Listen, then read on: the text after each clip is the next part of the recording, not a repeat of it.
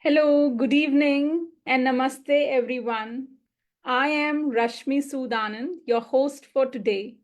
I am a parent coach and a life coach, and also a very proud core team member of Spectrum, the Awareness Project. Today, I have Deepika with me. She is our accessibility partner from ASLI. So, today we are doing our 145th episode of Talk to the Expert series.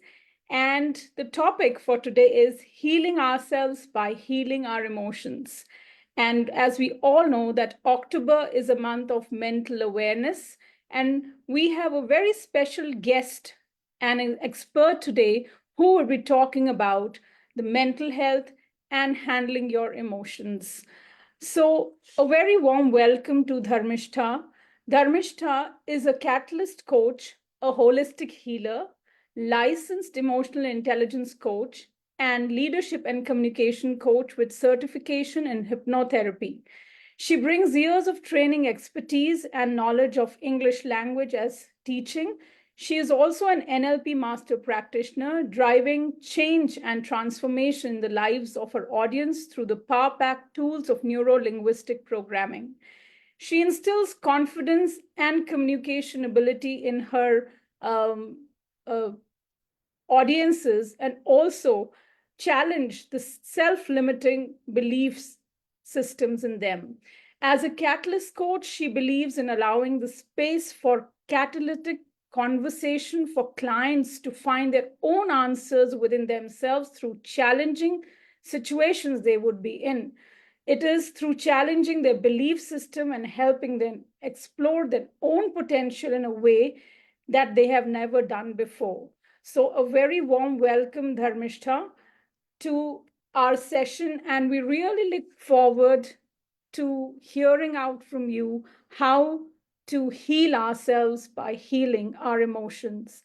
So, let's delve into this mindful conversation with Dharmishta. So, anything you would want to say before we start the session, Dharmishta? Hi, everyone. Good evening. And thank you so much, Rashmi, for this beautiful introduction. I personally want to thank Dr. Shivali and Rashmi, of course, for making me a part of this platform today so that I can share some of my insights on this healing journey. And namaste, everyone. Good evening to everyone who is tuned in this evening. I hope all of you, I think some of you are coming back from office and some of you are still logged in and you're still tuned in to this Facebook Live. So let's get on with this discussion. And of course, like Rashmi said, my primary work does involve healing. She has covered most of my journey, but a bit of what I would like to add before we get started on is I am mostly committed to my life work of healing. I've been an energy healer. I use the modalities of emotional intelligence and NLP tools, hypnotherapy, to address deep-seated emotional issues of my client. Um, Inner child healing is also one of my core areas of work. And I provide breath work and emotional healing to make sure my clients and people around me live a holistic and emotionally fulfilling life.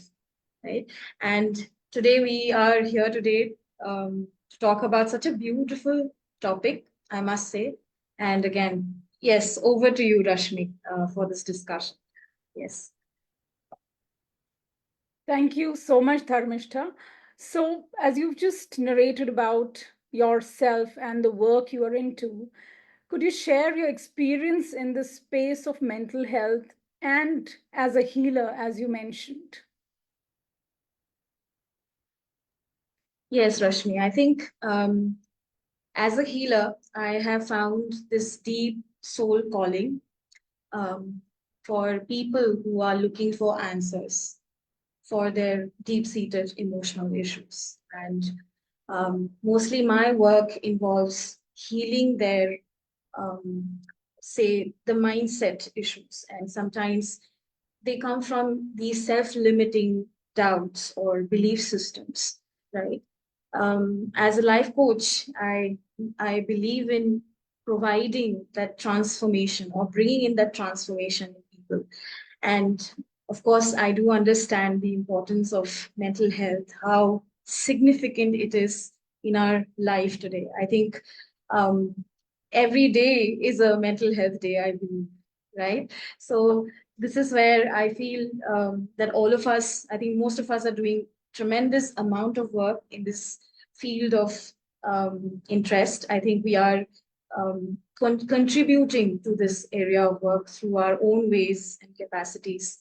And I also do that through the modalities of, say, sometimes deep work like breath work and um, regression hypnosis or hypnotherapy, right? So that is my core area of work, like I said, Rashmi.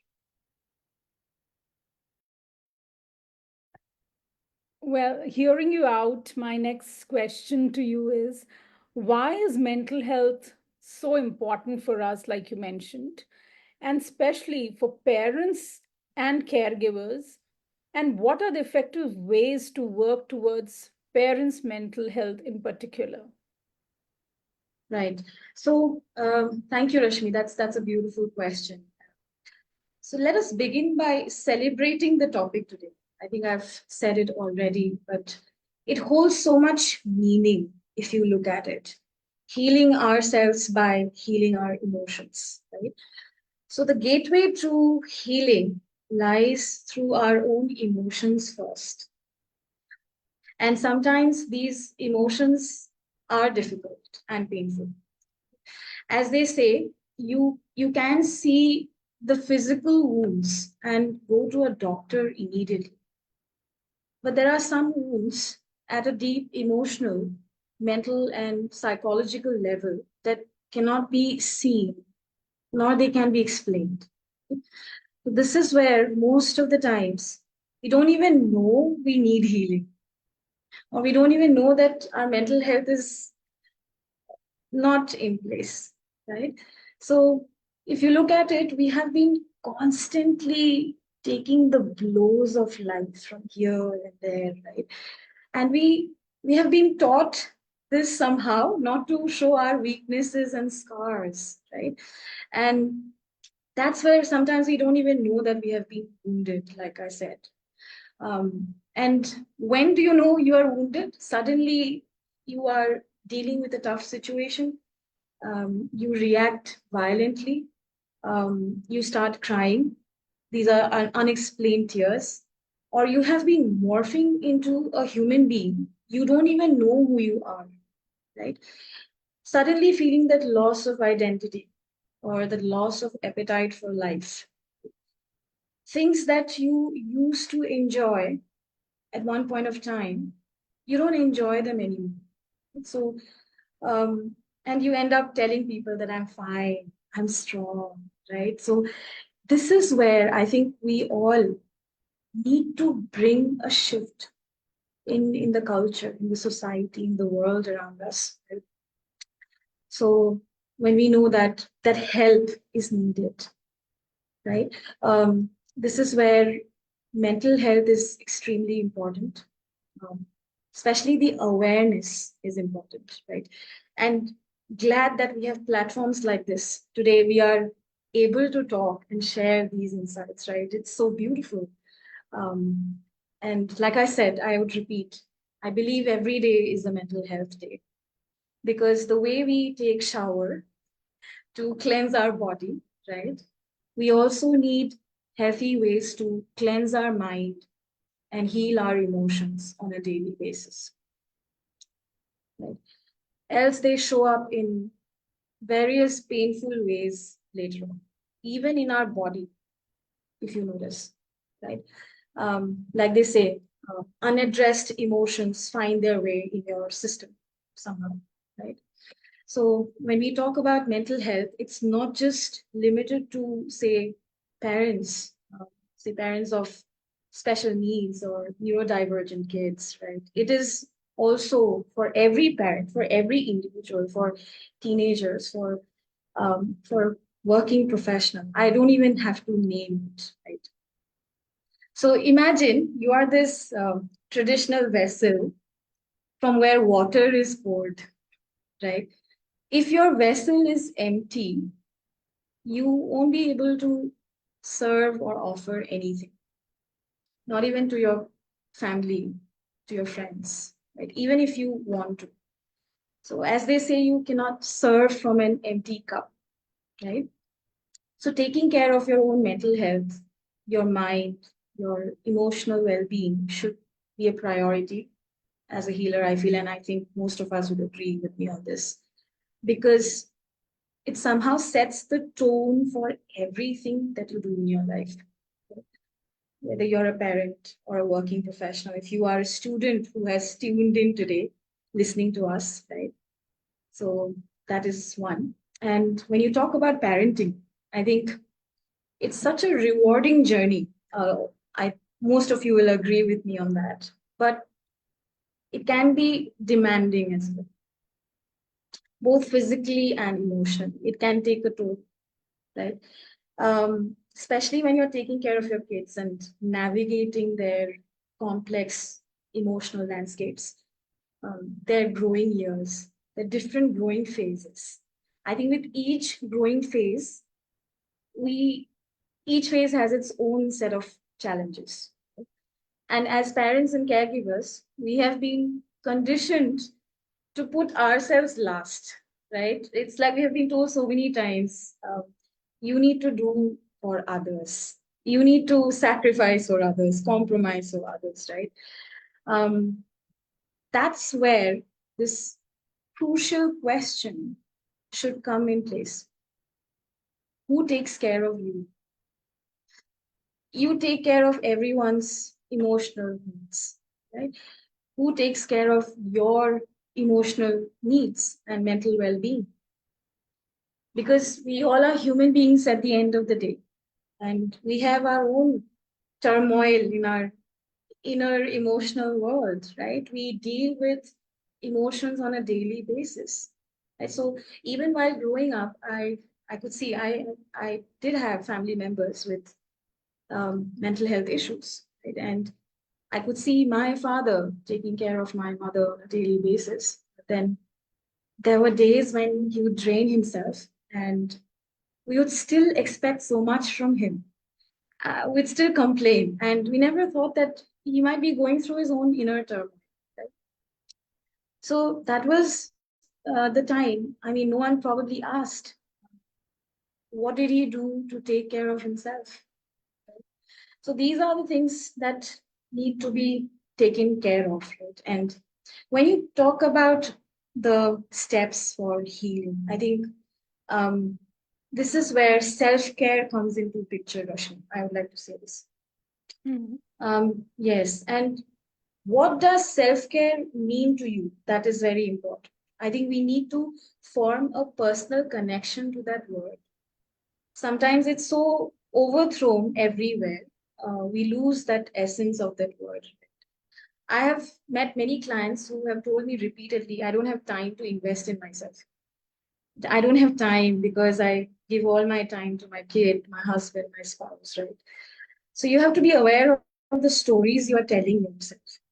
And self care is very important and it can be very simple. It is not like there's a common misconception about self care that it takes a lot of time. It doesn't, right? It can be as simple as, patting your own back for these small accomplishments, big or small, pampering yourself with a good skincare routine, sitting in your car to finish your favorite song, calling in someone to support you, right? So this is one of the ways. But as a healer, I think I strongly recommend that there are powerful ways of self-care which can be used for healing purposes, especially for if you're a parent listening to us today. I think we can do that. This is called the ability to be alone with yourself, right? Giving yourself that silence, that desired pause, that sacred pause. right? Where you don't have to prove anything to anyone, just being with your existence without the label of that perfect parent, the perfect spouse, the perfect professional, right? So we all need to encourage that. We all need to be with that silence. And I think this is what I called as a healer, the deep inner work. It's like diving into that vast, mysterious ocean of your inner self to find your hidden treasures like peace, clarity, wisdom, and deep healing. So that is what I find quite grounding. The second most important tool I wish to discuss today is the importance of breath work, right? Breath, I believe, is the bridge between the subconscious mind and conscious mind. And it connects life to higher consciousness. So understanding your own breath is the key to your healing. If you notice, most of the times when you go through a trigger, right, like a parent, we go through triggers on a daily basis, right?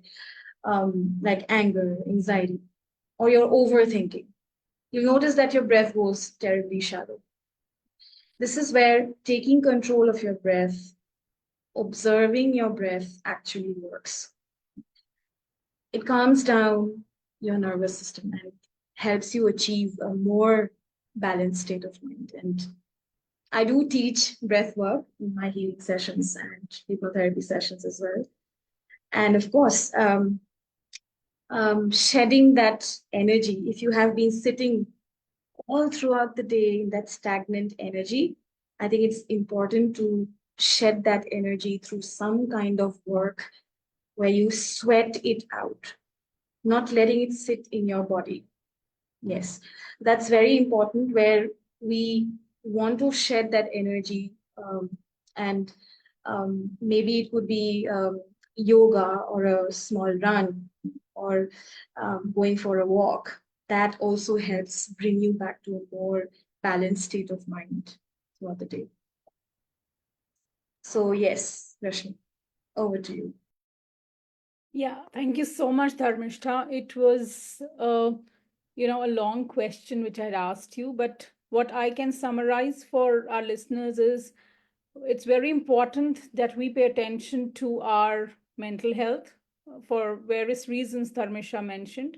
Second was what effective ways parents can work upon their mental health is one, as a healer, what she suggested was self time and self reflection, to sit in solitude for the entire, in the entire day for some time. And the breathing, your breathing gives you cues as to whether you are anxious or not. And I'm sure uh, us as parents, and especially the one for all parents and for everybody, caregivers for various situations, and also for parents handling children with diverse needs, which are more challenging than the usual, like the usual demands. They get into this anxious state most of the Yeah. time. This anxiety affects their mental well-being. So again, though you have given some clues and cues to manage that, but how would you handle, and what is your mantra to handle those anxiety that stems up for a caregiver in their normal day-to-day life? And what could be the simple day-to-day mechanisms that they can use in their life to overcome such situations? Thank you, Rashmi, for that question. Well, I would like to bring in the idea of neuroscience here to talk a little more about how to deal with anxiety a little better. It will be easier for us to understand as well. So, most of the times when we feel anxious or we feel some sort of triggered emotion, our brain actually goes into a fight or flight mode. This activates our emotional brain called amygdala. It's okay if you don't remember the name, that's perfectly fine. It's just for our understanding. So it's an emotional part of the brain. And during anxiety, we often experience something called amygdala hijack. that's when we react out of character or we react impulsively instead of responding to the situation. Right? Um, I would like to bring in the story of my friend. She actually has a neurodivergent kid, and I would like to bring in the story of her kid as well. And this is relevant because we are talking about dealing with anxiety. And as a healer, I think I would like to suggest a couple of steps after narrating the story for sure. So, for confidentiality purpose, I would like to change her name. So, her name again, Rina. She's a mother of a 7-year-old um, Arav. He's neurodivergent, and of course, she takes pride being that loving parent.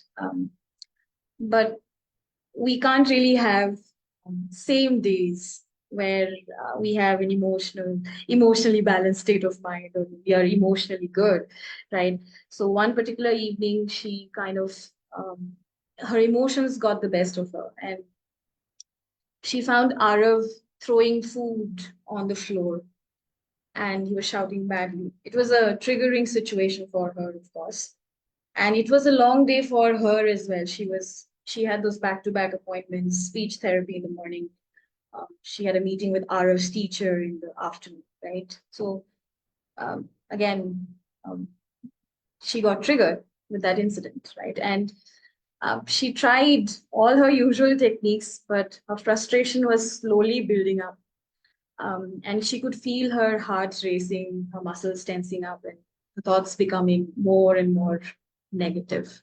And this is when she snapped and said something very rarely that she does. I mean, she never says this, and she says, "Why can't you just listen to me for once?" And yes, that came as a shock for Arav, and he didn't expect this.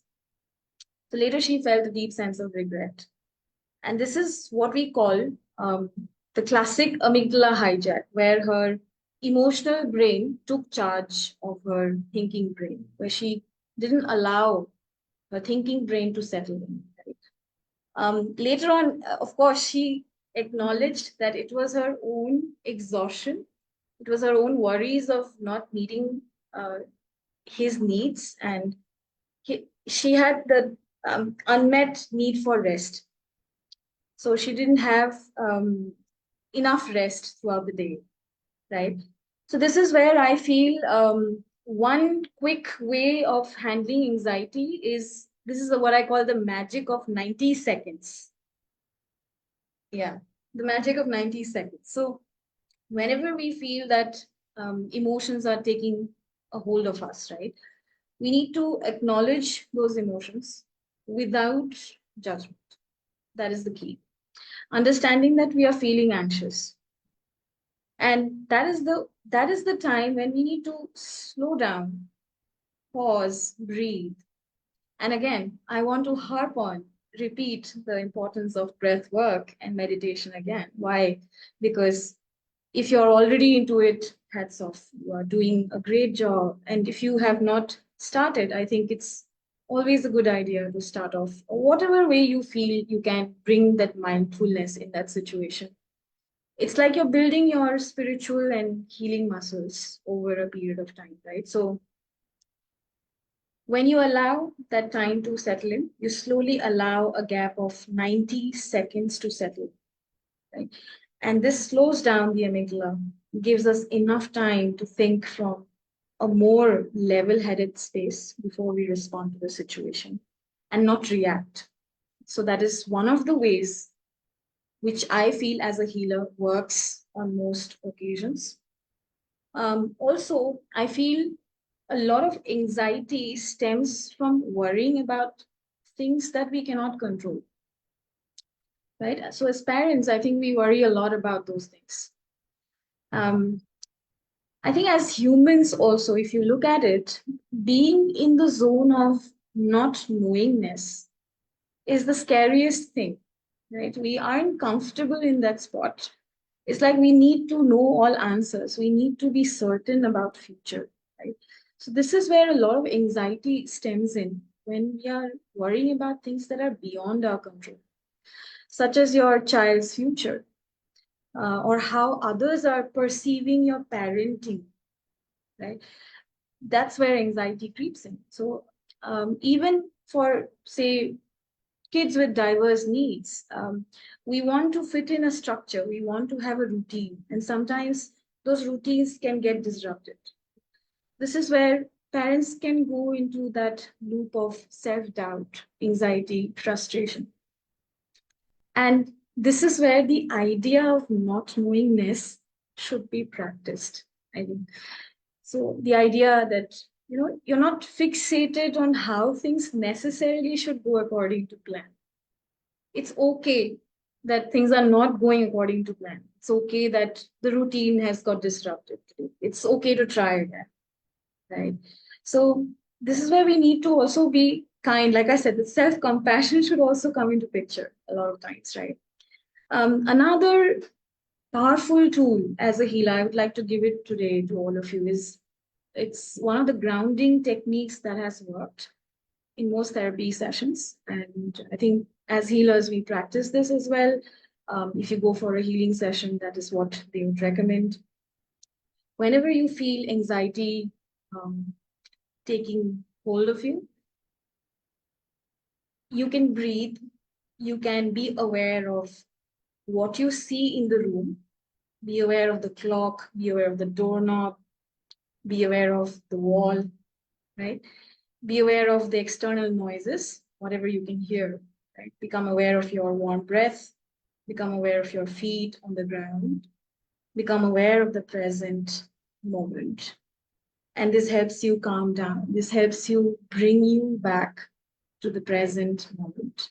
And that is one of the most effective tools to handle anxiety in these situations. Of course, if you've heard of progressive muscle relaxation, that is also one short way of doing it. This helps you calm down your body. And if you feel that your anxiety is getting out of control, it's not wrong to seek professional help. I would like to take this opportunity on this platform to convey this message that it's important to seek professional help, right? We all go through our days, and it's okay to seek professional help. And I think we reject this idea so many times, saying that we are not suffering. What are we going to a professional help for? What are we going to counselors for? We are not sick, right? So this is where I think we need to bring in a shift in that idea as well. Every person needs a healer. Even coaches need other coaches. Healers need other healers, right? And any professional help, you could consider talking to a counselor, a psychologist, or joining a caregiver support group. So, like they say, just in airplanes, where they tell you to put on your oxygen mask first before you help others, right? I think it applies here. If you're not taking care of yourself, you will not be able to take care of your child or anyone for that matter effectively.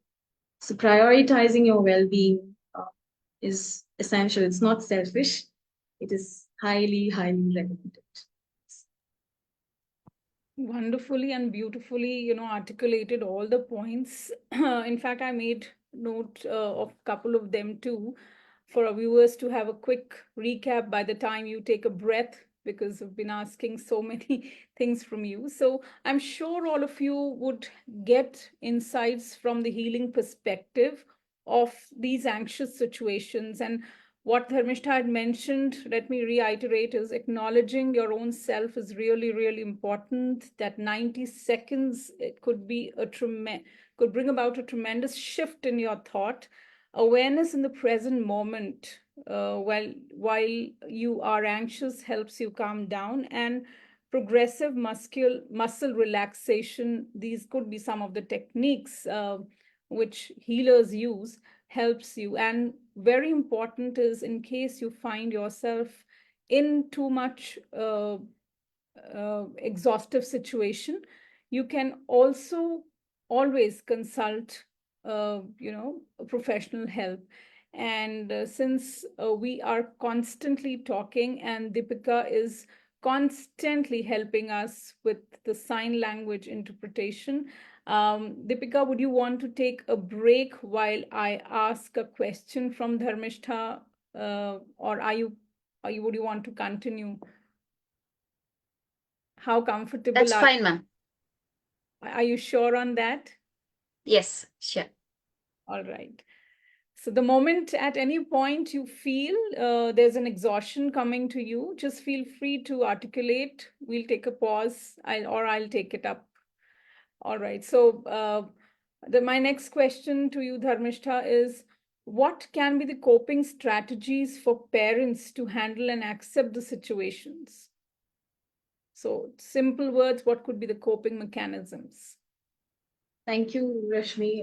And of course, a very important question at this point of time. I think coping with and accepting the reality of having kids with diverse needs, or kids with neurodivergent children, or neurodivergent children, right? Or even taking care of family members who have been diagnosed with, say, certain mental health issues. I believe it's a complex emotional journey for parents, for everyone, in fact. If you're dealing with one such situation, my heart goes out to you. And I would like to say that you're brave and we see you. Right? I think one of the ways I believe helps, um, and I'm not saying it's a short way. It's one of the ways where you can cope. We need to allow ourselves to grieve. It's natural for parents to feel a sense of loss over the life they expected for their child. They must have had a lot of expectations. So, acknowledging these feelings, not ignoring them or negating them or avoiding them, it's important for that acceptance. Um, but also at the same time, it's important to embrace the unique journey you are on. So every kid is special, every kid is unique, and they bring in their own gifts, right? So that is very important to accept.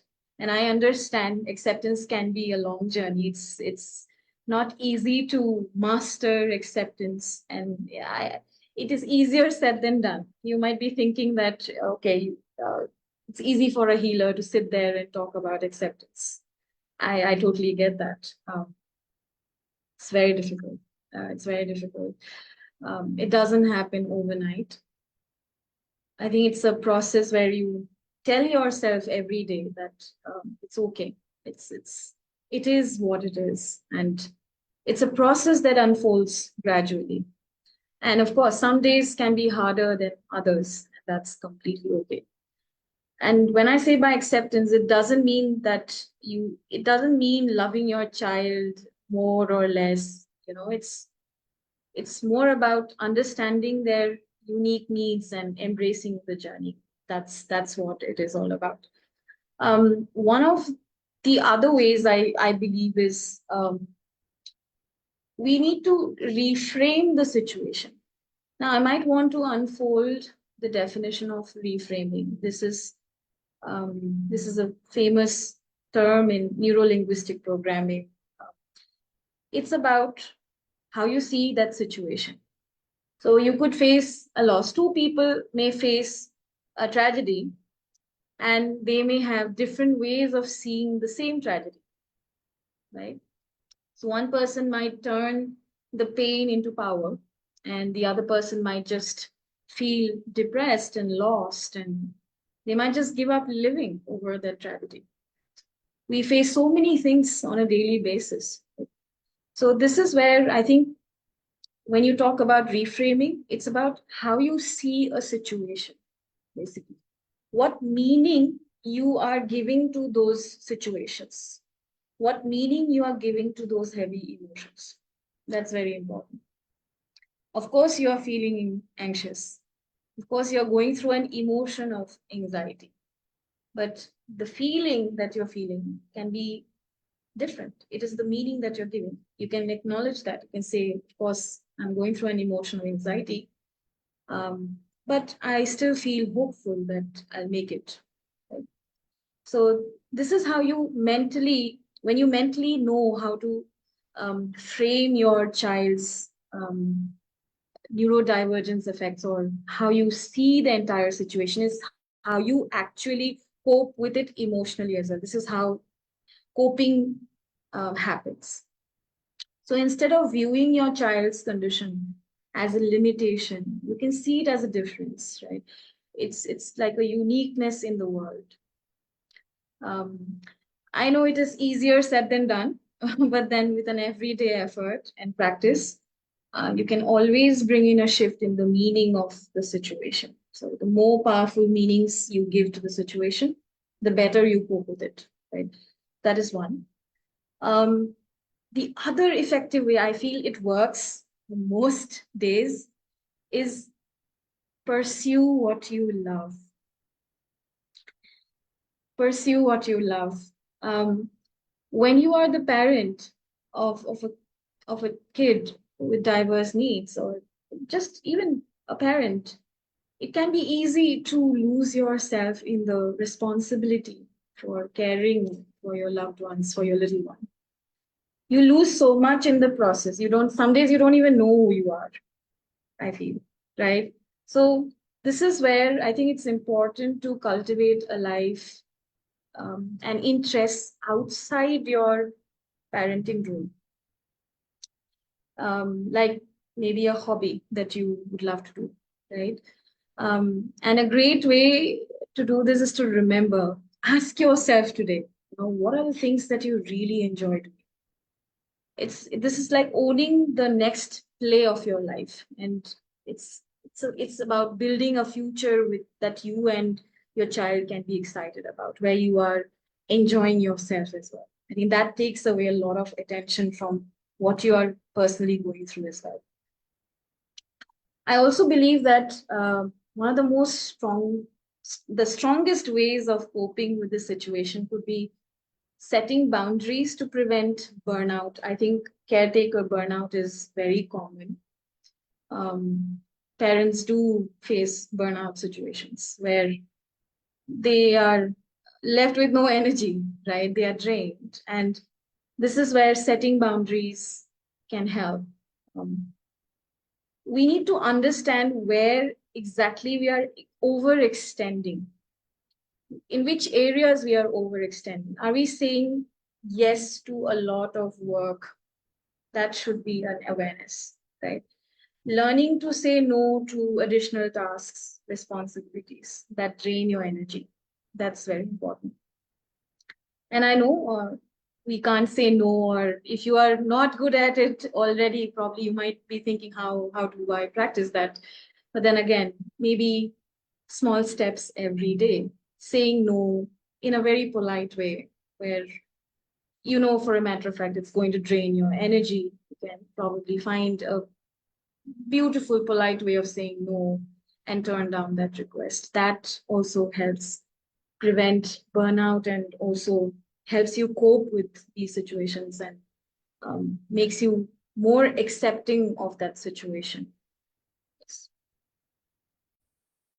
Yeah. Thank you so much, Dharmishta. I think I'm sure we would have, taken a couple of points here. I think all was so relevant. One, taking a break, developing a hobby, defining boundaries. Just the not that is for your own self. It is not. It will only help you cope up and re-energize to give and to deliver better, but not to offend your loved ones. That doesn't mean that. So that doesn't mean selfish. It means taking care of yourself so that you are able to deliver better. So I think that should be taken in the right spirit, and saying that good no or defining boundaries or catching up to your hobbies should not be taken otherwise. Should be taken in the positive mindset. So last but not the least, the question I would like to ask you at this point is, what are your thoughts about the role and support of community as a healing mechanism, the community as a whole, when it comes to healing oneself? That's again a beautiful question. The role of community, I think we cannot really rule out the role of community. It's so deeply transformative. Um, so, like I said, I think I've reiterated this point. Caregiving for children can be often quite isolating, especially kids with diverse needs, right? Can be emotionally taxing, overwhelming. And I think during these times, caregivers usually feel that they are constantly under the scrutiny of society.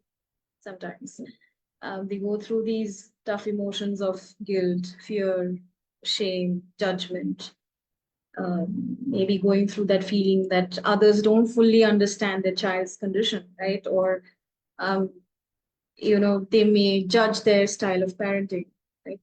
So yes, it is very natural to, if you're going through that, it's very natural for them to go through zones where they may feel isolated and left out, right? And during those times, I think a supportive community is so healing, I feel. It offers a safe space for caregivers. Um, Especially, it brings caregivers with similar experiences together, I feel, right? So they have a shared sense of understanding, right? And it's a lonely journey. It's absolutely lonely, and I understand. And this support group or a community actually makes them feel less alone, where you can catch up with people, it could be friends, family, local support groups, right? Online networks. Um, I think the idea of community opens up the opportunity of building those deep connections. And it's important for us. I think the way we are collaborating today, we have this deep connection, right? We are connecting on the shared values, right? As we say, soul family in the vocabulary of healing. And deep soulful connections are important for emotional healing. It's, it somehow makes you feel seen, somehow makes you feel heard, makes you feel understood and supported. The very act of sharing stories and listening to others' experiences, right, makes you connect your own dots of understanding, your own dots of healing. And that completely makes you a different human being because I think all of us have these untold stories within us. And when we come together, there's so much of support, give and take that can happen, that upliftment. And I know I'll get repetitive if I say this, but this is absolutely, absolutely necessary. That's absolutely wonderful. And how you explained through a healer's perspective the role of community says so much. Articulating your experiences, talking your talk, and it just gives you a safe space. And being a part of a larger community, you don't feel that loneliness all the time. Thank you so much for this insightful discussion today. And I'm sure those of us who will listen to it will definitely take away some bit in their daily life and will be able to implement. Thank you so much, Deepika, for all the efforts you have put into explain it in the sign language to all the audiences. So really appreciate your efforts. And to all of us here, thank you so much. Stay tuned. Dharmista, once again, thank you so much for your time and efforts. And stay tuned for tomorrow at 7:15 again. We have Talk to the Experts series with parents tomorrow.